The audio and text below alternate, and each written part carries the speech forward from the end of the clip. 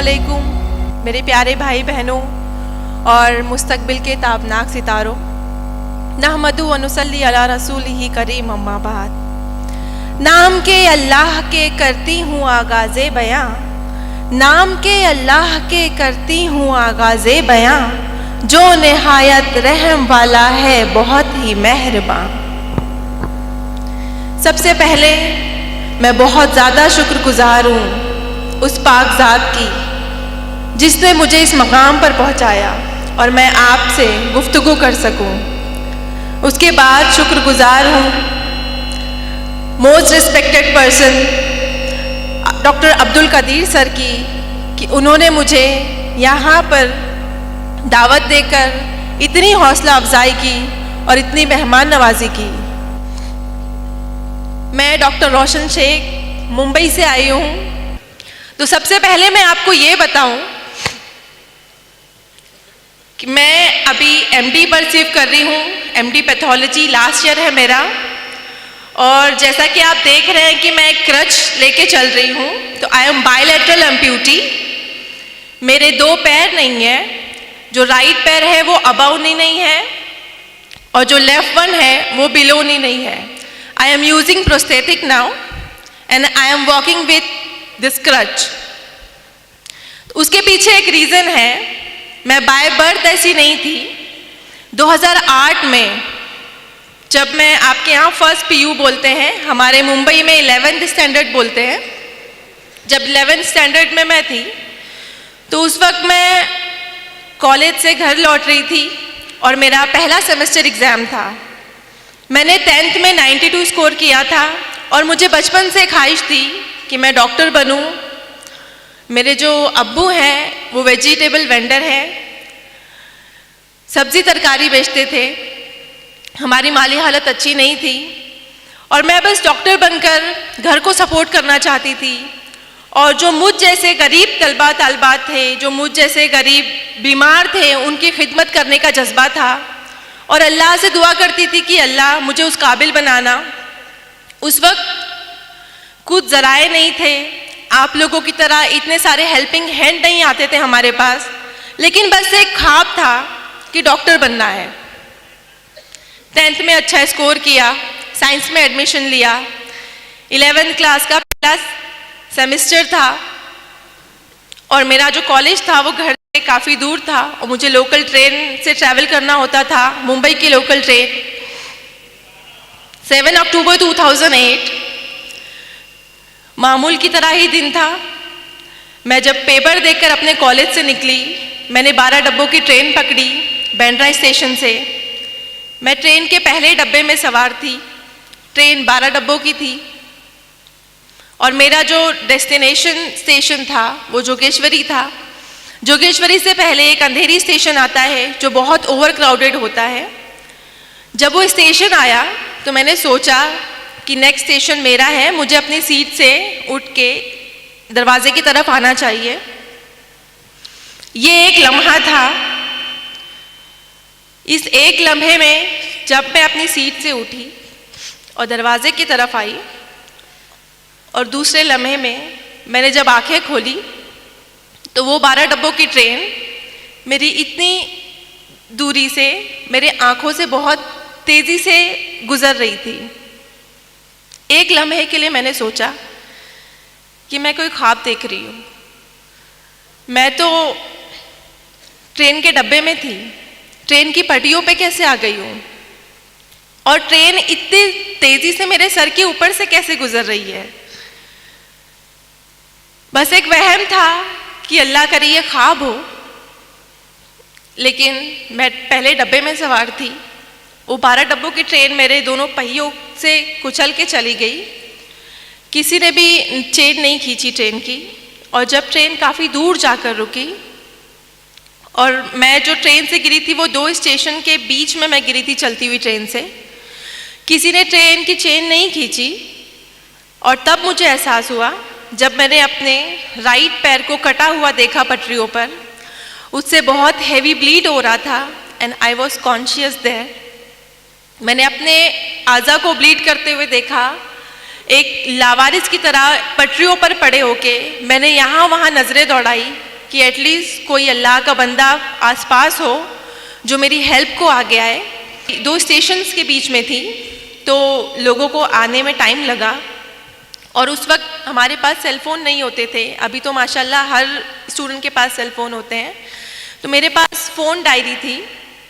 जब लोग आए मेरे पास, इकट्ठा हुए 15-20 लोग, तो मैंने हर एक से रो रो कर, गिड़गिड़ा कर उस हालत में मदद मांगी कि कोई अल्लाह का बंदा एटलीस्ट मेरे घर पे फ़ोन कर कर ये बता दे कि मैं इस हालत में यहाँ पर हूँ।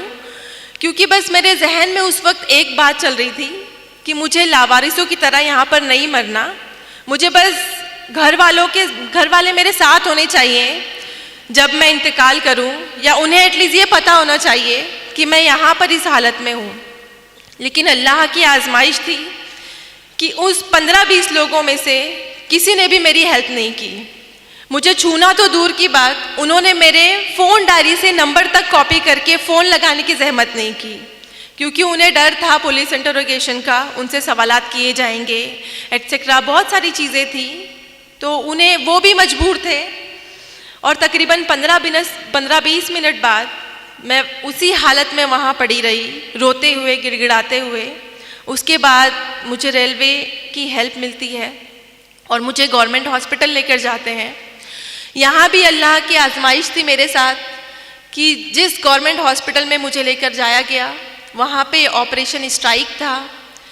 मेरा जो एक्सीडेंट था वो तकरीबन 10-11 बजे हुआ और मैं शाम के 6 बजे तक उसी हालत में हॉस्पिटल के कॉरिडोर में पड़ी रही, क्योंकि उनका ऑपरेशन स्ट्राइक था।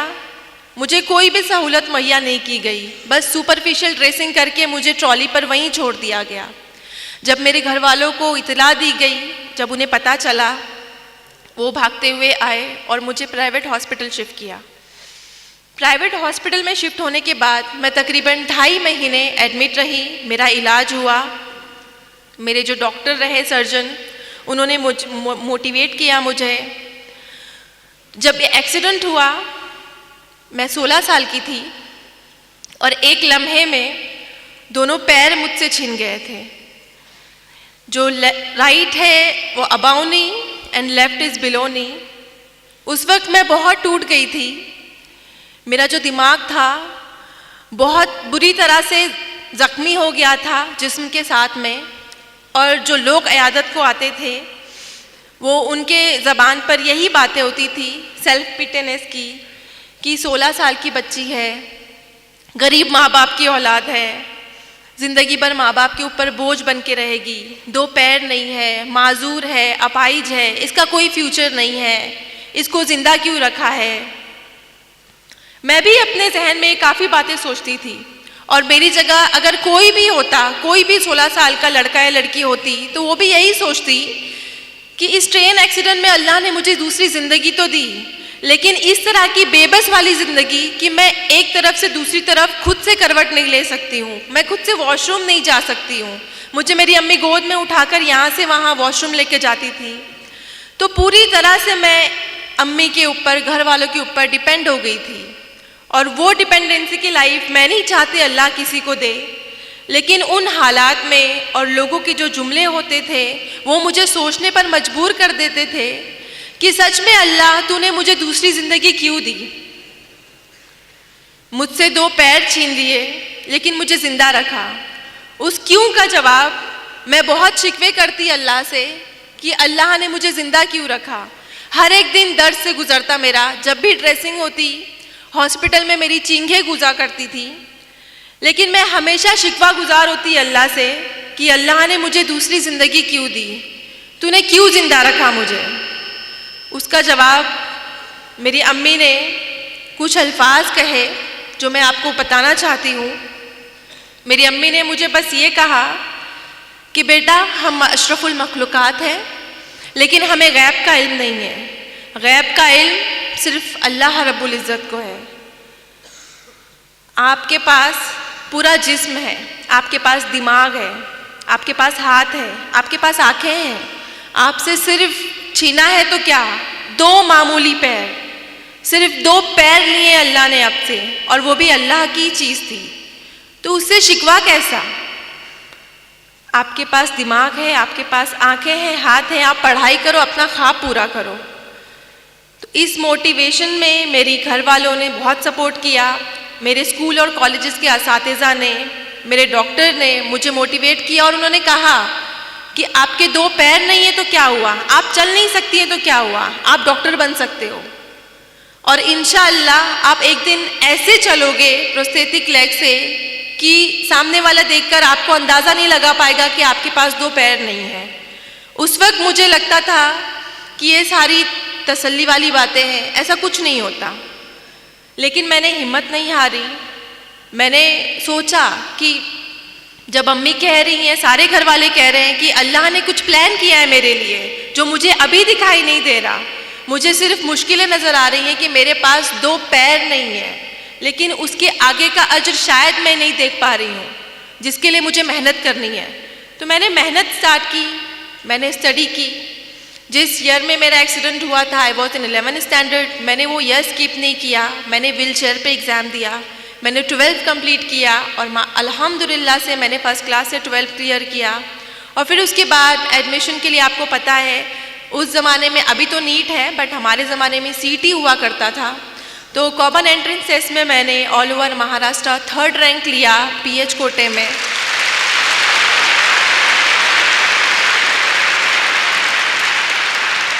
थर्ड रैंक लेने के बाद जिस तरह आपको खुशी हो रही है, मुझे इससे ज़्यादा खुशी हुई थी कि अल्हम्दुलिल्लाह मैं अपने ख्वाब के बहुत नज़दीक हूँ।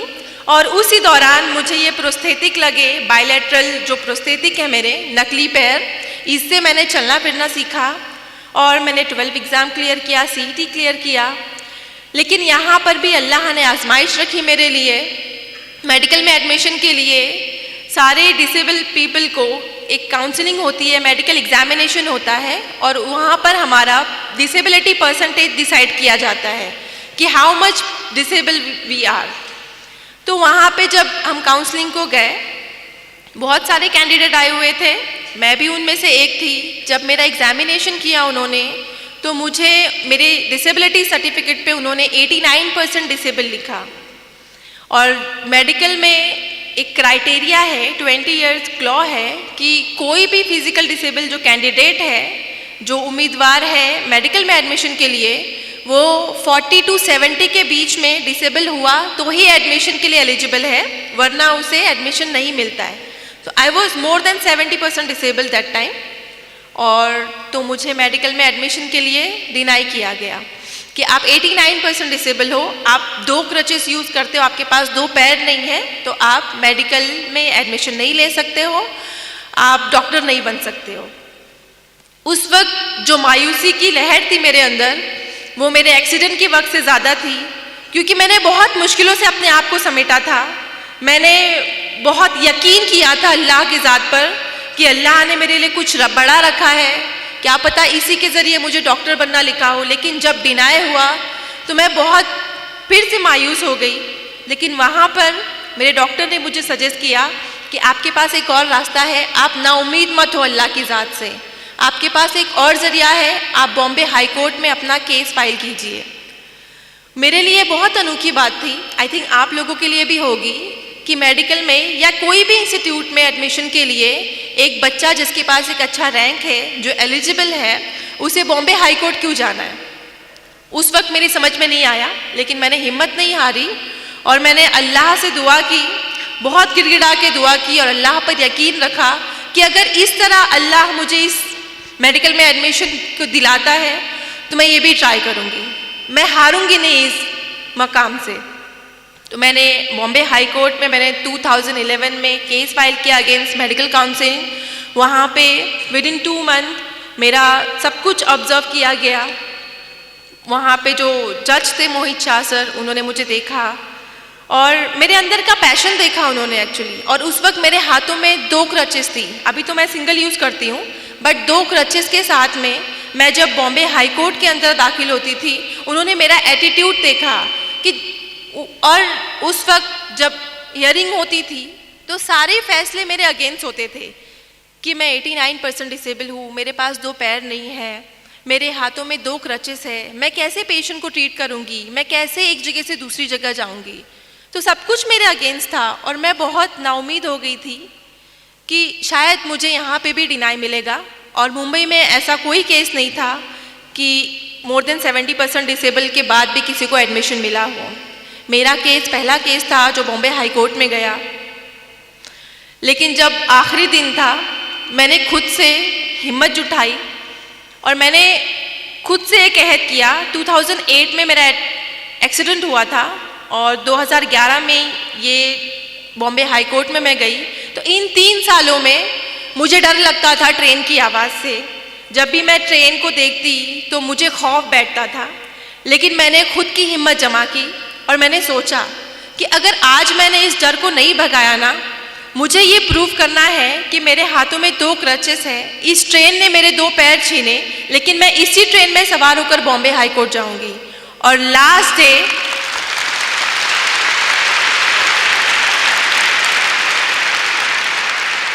कोर्ट हियरिंग का फाइनल डे था, जब मेरे फेवर या अगेंस्ट में फैसला आने वाला था। मैंने ये रिस्क लिया। मैं अकेले मेरे जोगेश्वरी से CST ट्रेन में ट्रैवल करके गई और ये बात मेरे एडवोकेट ने जज साहब को बताई। वो बहुत इम्प्रेस हुए। और आप सबको पता है कि मुंबई की लोकल ट्रेन कितनी क्राउडेड होती है।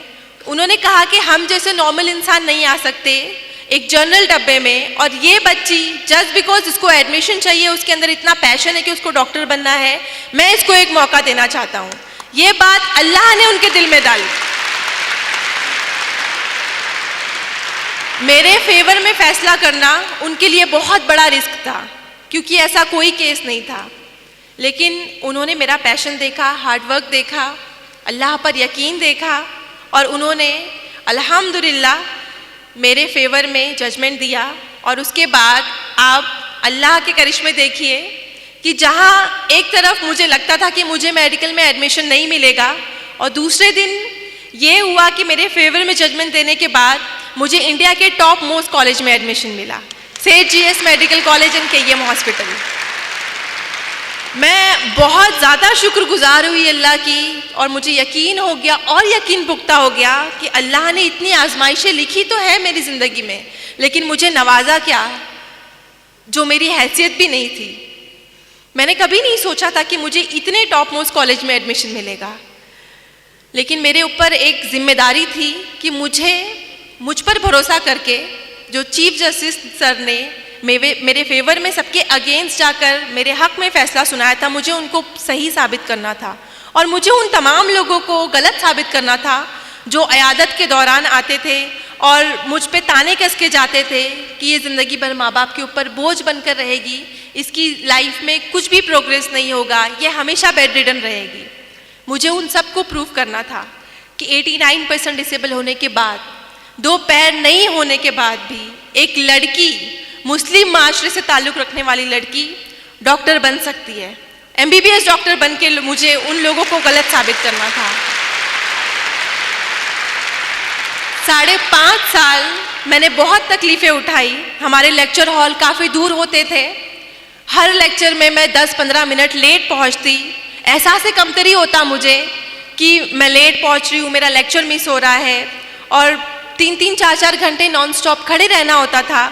लेकिन मैंने इन सारी जो नेगेटिव बातें जहन में बनती कि मुझे दर्द हो रहा है, मुझे नहीं करना है, मुझसे नहीं होगा, इन सब को मैंने हटा के एक गोल फोकस किया। जैसा कि सर ने बताया कि अगर आपका गोल, आपने अपने गोल को फोकस किया है तो बाकी की जो नेगेटिविटी है वो आपको कभी भी रुकावट नहीं बनेगी। मैंने हमेशा एक गोल फोकस किया था कि मुझे MBBS करके लोगों को जवाब देना है, और मेरे जैसे जो जितने भी कैंडिडेट होंगे, जिनको भी डिनाई होता होगा या जो भी मायूस हो जाते होंगे, उनके लिए नई राह खोलनी है। मेरा एक मकसद था। तो मैंने 5.5 साल कड़ी मेहनत की, अल्लाह से दुआ की, और अल्लाह पर यकीन रखने का फल मिला। और 2016 में मैंने फर्स्ट क्लास से MBBS पास किया। और इस तरह से मैं मेरे अम्मी के ख़ानदान और अब्बू के ख़ानदान में पहली डॉक्टर बनी। हमारे जो फैमिलीज़ हैं उनमें लड़कियों को ज़्यादा तालीम देने का रिवाज नहीं है। मेरे जो अम्मी अब्बू हैं, सारे ख़ानदान के अगेंस्ट जाकर हम 3 बहनों को आला तालीम दिलाए।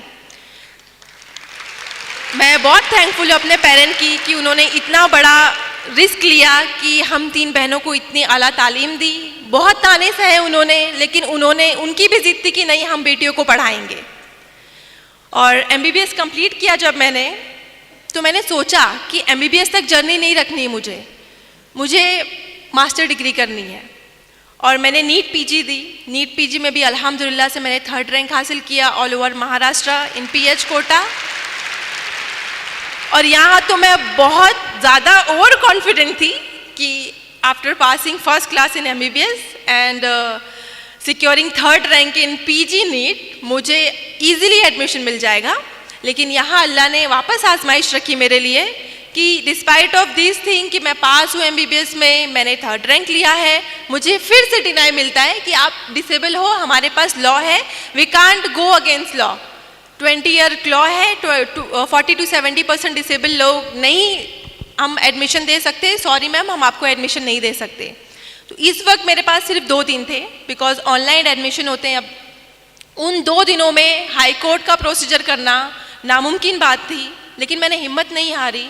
मैंने कुछ ना कुछ सोचा और दुआ की अल्लाह से कि अल्लाह तेरी ही ज़ात है जो मुश्किलों को आजमाइशें हमारे ऊपर डालती है, और तेरी ही ज़ात है जो इसको हल करने का हमारे अंदर जज्बा भी देती है, रास्ते भी खोलती है।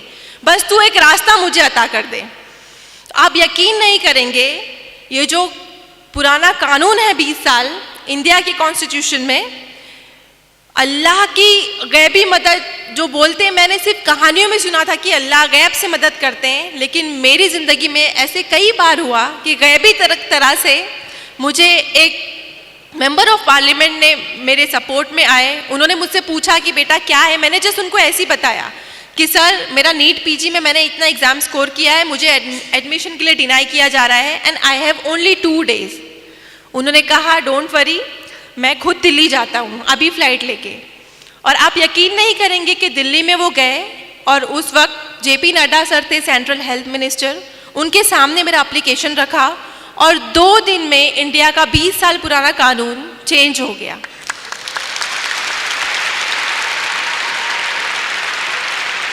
ये इंडियन कॉन्स्टिट्यूशन में तारीखी वाकया है कि कोई भी इतना साल पुराना कानून 2 दिन में चेंज हो जाए जस्ट बिकॉज ऑफ 1 एप्लीकेशन।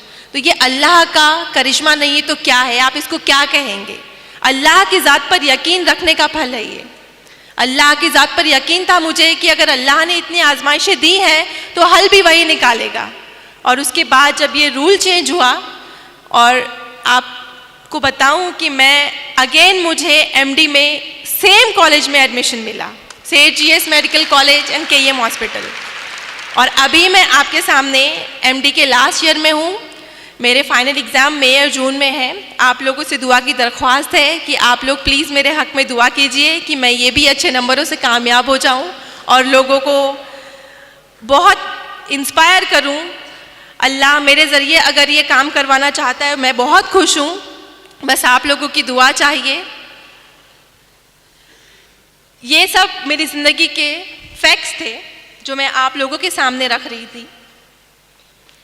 मैं अपनी ज़िंदगी के हालात इस मकसद से आपके साथ शेयर कर रही थी कि हालात चाहे जैसे भी हों, हमें अल्लाह की ज़ात से उम्मीद नहीं छोड़नी चाहिए, क्योंकि हालात को लाने वाली और उसको हल करने वाली ज़ात सिर्फ अल्लाह की होती है।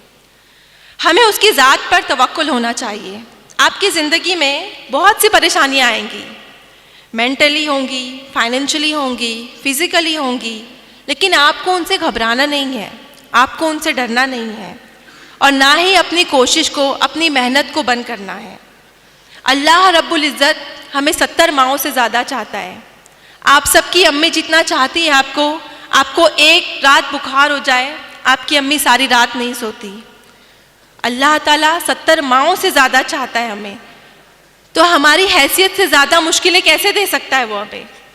बस उसकी ज़ात पर यकीन रखो। और कहते हैं ना, अल्लाह अपने उन्हीं बंदों को आजमाता है जिनको वो सबसे ज़्यादा प्यार करता है। इंसान को कोई चीज़ तब तक नहीं हरा सकती जब तक वो खुद हार ना मान ले। मुश्किलों से लड़ना सीखिए मेरे दोस्तों, इंशाअल्लाह कामयाबी आपकी कदम चूमेगी। जैसा कि शेर में कहा है, परेशानियों से भागना आसान होता है, परेशानियों से भागना आसान होता है, हर मुश्किल वक्त ज़िंदगी में एक इम्तिहान होता है। हिम्मत हारने वाले को कुछ नहीं मिलता ज़िंदगी में, हिम्मत हारने वाले को कुछ नहीं मिलता ज़िंदगी में, मुश्किलों से लड़ने वालों के कदमों में जहान होता है।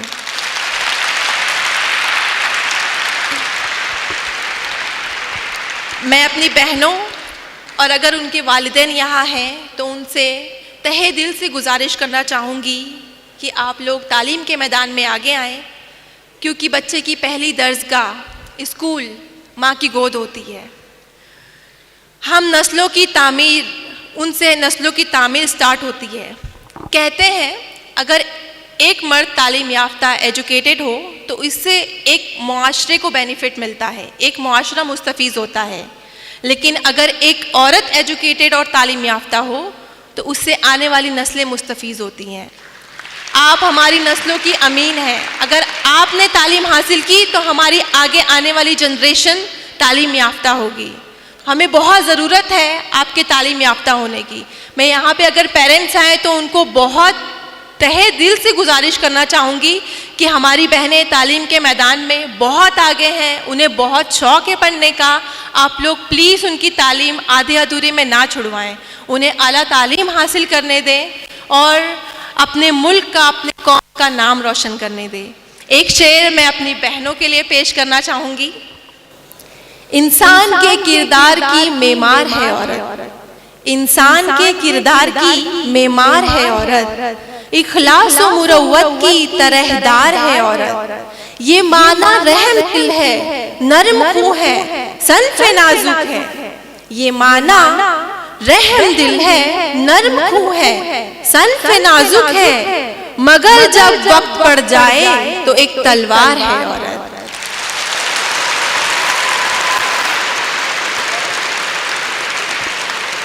यहाँ पर आने वाले तमाम स्टूडेंट से मैं फिर से रिक्वेस्ट करना चाहूँगी कि आप सबको इतना बेहतर शाहीन इंस्टीट्यूट मिला है, डॉक्टर अब्दुल कदीर सर की सरपरस्ती मिली है। आप सब बहुत ज़्यादा खुश नसीब है। बिलीव मी, जब मैंने अपना नीट पीजी क्लियर किया, जब मैंने अपनी नीट की तैयारी की, हमारे पास ऐसा कुछ नहीं था। मेरे पास सिर्फ बुक्स थी और उस बुक से मैंने पढ़ाई की। मेरे पास इतनी गाइडेंस नहीं थी, इतने अच्छे टीचर्स नहीं थे, अब्दुल कदीर सर नहीं थे, शाहीन इंस्टीट्यूट नहीं था। आप लोग खुद को बहुत लकी समझो, अल्हम्दुलिल्लाह माशाअल्लाह आप लोग बहुत ज़्यादा लकी हो कि आपको यहाँ पे एनवायरनमेंट मिल रहा है। अब्दुल कदीर सर मिले हैं आपको। उन्होंने इस प्रेस्टीजियस इंस्टीट्यूट में उनके पास इतनी सारी कुर्बानियाँ दी हैं, कोशिशें की हैं और इसे इस मकाम पर पहुँचाया है। आप सबको पता होगा 1989 में सर ने यहाँ पे स्टार्ट किया 17 बच्चों से और आज अल्हम्दुलिल्लाह अल्लाह ने इतने सारे बच्चे नवाजे उनको। एक बार तालियां होनी चाहिए अब्दुल कदीर सर के लिए। सर आज इस मकाम पर किस तरह पहुँचे आपने कभी सोचा होगा? बिकॉज उनके दिल में कौम के लिए, मुल्क के लिए जज्बा था कि उन्हें कुछ करना है। आप लोगों से, आप लोगों को पढ़ाकर उन्हें क्या मिल रहा है? कोई बेनिफिट नहीं दे रहे हैं आप उनको, लेकिन एक जज्बा है कि मेरी कौम आगे बढ़े, मेरा मुल्क आगे बढ़े। और उस जज्बे को लेकर सर ने कोशिश की, दिन रात कोशिश की, ज़ीरो से लेकर आज इतना बड़ा मकाम किया सर ने। और आज सर उस मकाम पर है कि आप लोगों के लिए और करोड़ों लोगों के लिए एक इंस्पिरेशन बन गए हैं। तो एक से शेर मैं सर के लिए कहना चाहूँगी। तारीख हो राहें तो नई राह दिखाएं। तारीख मतलब आपको पता है अगर अंधेरा। तारीख हो राहें तो नई राह दिखाएं, सोई हुई कौमों में ये हिम्मत को जगाएं। रहबर भी ये, हमदम भी ये, गमखार हमारे, अब्दुल कदीर सर ये बच्चों के हैं मेमार हमारे।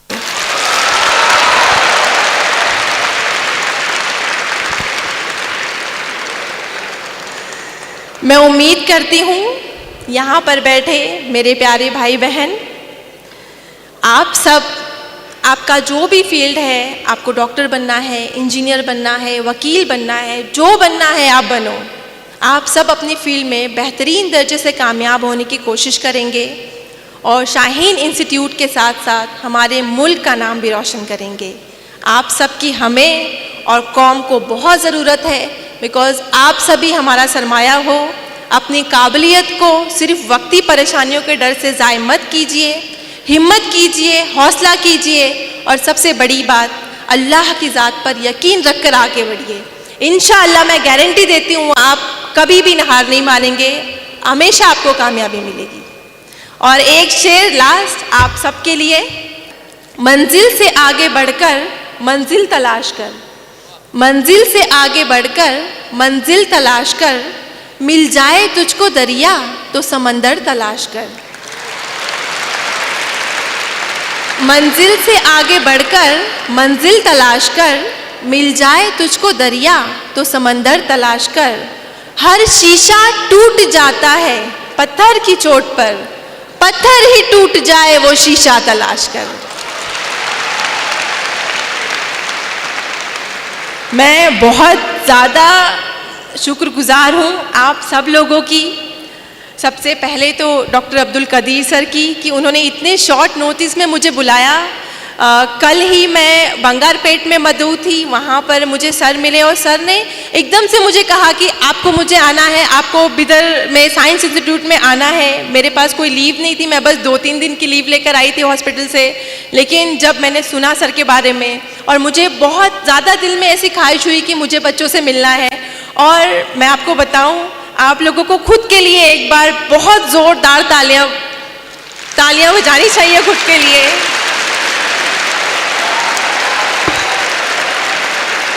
इतना ज़्यादा तहम्मुल से, जबकि इतनी ज़्यादा तादाद है यहाँ पर माशाल्लाह, लड़कियों की भी लड़कों की भी। मैंने इतनी ज़्यादा लड़के ना, मैं कम से कम मोर देन 100 फंक्शन में गई हूँ, बट लड़कों की इतनी ज़्यादा तादाद मैंने कहीं नहीं देखी तालीम के फंक्शन में। तो लड़कों के लिए एक बार ताली होनी चाहिए। अल्लाह से दुआ है मेरी कि अल्लाह आप सबको कामयाब करे। स्पेशली हमारी लड़कियां तो माशाल्लाह से हमेशा से आगे रही हैं पढ़ाई में। हमारे यहाँ लड़के थोड़ा सा कमज़ोर होते हैं, तो मैं अपने भाइयों से बहुत प्यार से रिक्वेस्ट करूँगी कि आप लोग प्लीज़ आला तालीम हासिल करें। अगर हमारे पास तालीम का हथियार होगा तो ही हम ऊंची पोस्ट पर पहुंचेंगे, उस ओहदे पे पहुंचेंगे जहां पर हम अपनी कौम को इंसाफ दिलाएं, अपने मुल्क को तरक्की की राह पर ले जाएं। मैं बस आप लोगों का आखिरी बार शुक्रिया अदा करना चाहूँगी कि आपने इतने तहम्मुल से मेरी बात को सुनी। 5 मिनट और लेना चाहूँगी, इजाज़त है? बेसिकली ये एक नज़म है। मैं रिक्वेस्ट करूँगी आप सब लोगों से, यहाँ पे जो बड़े हजरात हैं, मुअज़्ज़ज़ हस्तियाँ हैं, उनसे भी मैं आजिज़ाना रिक्वेस्ट करूँगी कि हम सब की ज़िंदगी में सबसे बड़ा मकाम होता है, सबसे खालिस रिश्ता जो होता है माँ से होता है। आप सब अग्री करते हैं? बहुत सारे रिश्ते होते हैं ज़िंदगी में, लेकिन अल्लाह ने माँ और बच्चे का रिश्ता बहुत खालिस रखा है। आपको अंदाज़ा होता होगा, आपको दर्द लगती है, आपको दर्द और चोट जब फील होती है, वो सेम दर्द आपको अपनी अम्मी के चेहरे पे दिखाई देता है। आपसे ज़्यादा वो परेशान हो जाती है। आप तो सुकून से गोली लेके सो जाते हैं, लेकिन अम्मी कभी नहीं सोती। रात भर वो कच्ची नींद से उठ के आपको देखती है, मेरे बच्चे का बुखार तो कम नहीं हुआ, दर्द कम हुआ कि नहीं हुआ। अल्लाह ने माँ को ऐसे ही बनाया है, पता नहीं किस मिट्टी से बनाया अल्लाह ने माँ को। मैं बहुत ज़्यादा अपने आप को लकी फील करती हूँ कि अल्लाह ने मुझे दुनिया की बेस्ट अम्मी से नवाजा है। और इसमें कोई शक की बात नहीं कि आप सबको भी आपकी अम्मी बहुत ज़्यादा पसंद है, और मेरी तो आइडियल ही मेरी अम्मी है। मैंने जो कुछ सीखा है, जो कुछ भी हौसला मिला है, मुझे मेरी अम्मी ने दिया है। और मैं आप लोगों से रिक्वेस्ट करूंगी कि आपकी अम्मी ने अब तक ज़िंदगी में जितनी भी कुर्बानियाँ दी हैं आपके लिए, जितनी भी मेहनतें की हैं, जब मैं ये नज़्म पढ़ूं आप लोग उसको अपने बैक माइंड में दोहराना, आप उसे याद करना कि आपकी अम्मी ने कितना कुछ किया है आपके लिए और हम कुछ नहीं दे पाते उन्हें।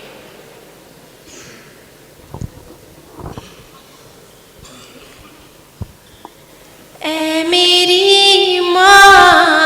तेरी चाहत को मेरे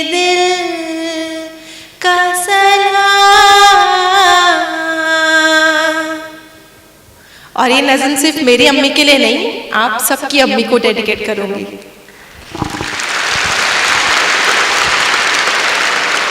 तो प्लीज फील कीजिएगा इसको, ठीक है? विदाउट फील सुनने में मजा नहीं आएगा। ऐ मेरी माँ तेरी चाहत को मेरे दिल का सलाम, तेरी पाकीज़ा मोहब्बत को मेरे दिल का सलाम। ऐ मेरी माँ तेरी चाहत को मेरे दिल का सलाम, तेरी पाकीज़ा मोहब्बत को मेरे दिल का सलाम। तेरे एहसान का बदला ना चुका पाएंगे, तेरे एहसान को हरगिज़ ना गिना पाएंगे, तेरी अज़मत का पता ना लगा पाएंगे, तेरी हर एक इनायत को मोहब्बत को सलाम। ऐ मेरी माँ तेरी चाहत को मेरे दिल का सलाम, तेरी पाकीज़ा मोहब्बत को मेरे दिल का सलाम। मेरे ज़ख्मों पे रखा तूने दुआ का मरहम, कितने बर्दाश्त किए मेरे लिए दुख और गम, मेरे अल्लाह का नाज़िल हो तेरे दिल पे करम, तेरी पाकीज़ा दुआओं की अजाबत को सलाम। ऐ मेरी माँ तेरी चाहत